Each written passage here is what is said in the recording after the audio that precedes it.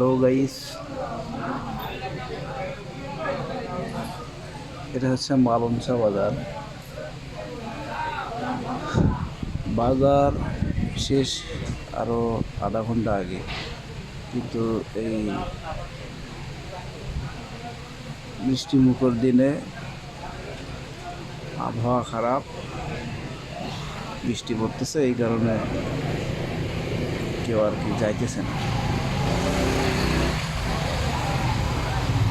এখন দোকান গোছানোর পালা চলতেছে।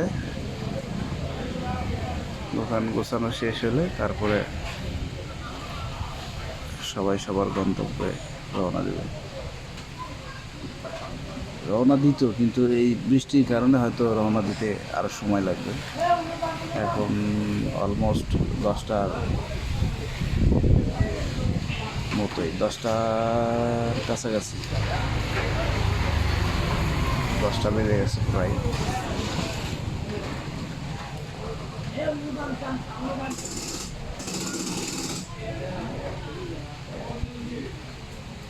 এই বৃষ্টির কারণে আমিও এখানে বন্দি হয়ে আছি।